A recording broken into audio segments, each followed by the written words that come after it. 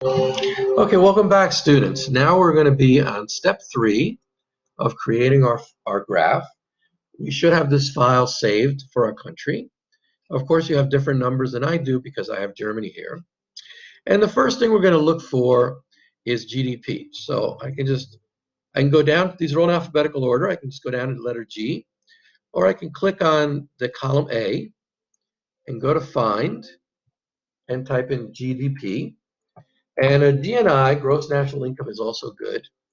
So GDP is at the back of a lot of indicators. This is agriculture. I don't care. There's my broad money as percentage of GDP. A lot of things are percentage of GDP, but I really don't want that. I want GDP. So I'm going to keep saying next, next, next until I get to the letter G.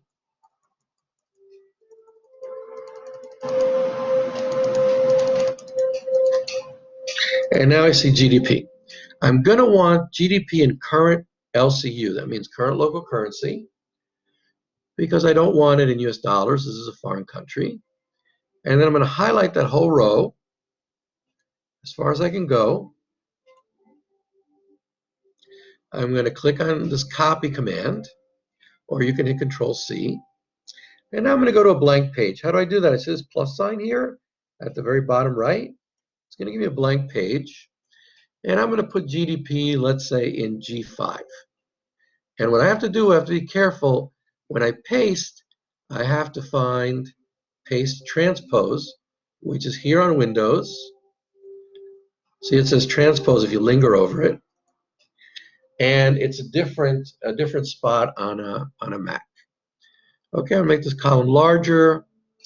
And now what I want to do is some formatting with a comma. And then I don't want any zero. I put the comma. I don't want any zeros. So I'm going to get rid of the zeros. And there's my GDP, right? I'm going to put a column here for years, even though I don't need that. I'm going to put in the number 1. In the next row, watch what I'm typing. Equals, watch what I'm typing up here. Equals, I can type it here, or I can type it up here. Equals 1 plus, and I'm going to go back in A7. I have the number 1, the column, the row before. Okay, then I'm going to copy this all the way down by hitting my copy command up here.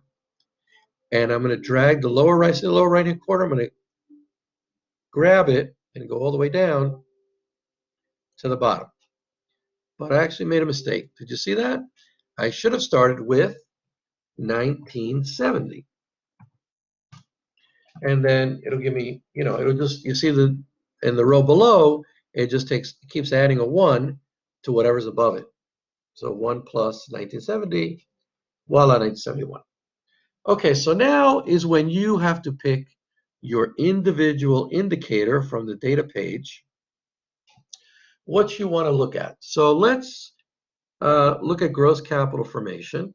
Every student needs to have a different thing that a different factor they look at. And I need to see this a little better. So again, I want current LCU.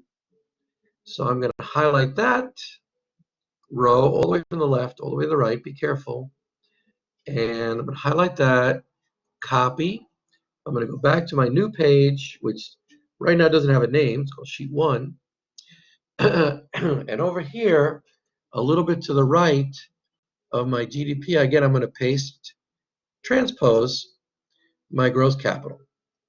Now, I don't want this row to go all the way out to the right, so I'm going to do something called wrap text and just make it smaller.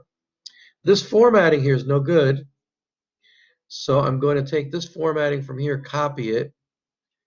See, I hit the paintbrush, and then apply the paintbrush all the way down. Okay, the column's not large enough, so I have to just double click on the right side up here, and it'll be large enough. Okay, so now I have my data, and I'm going to pause there. You should save your file, by the way, every once in a while.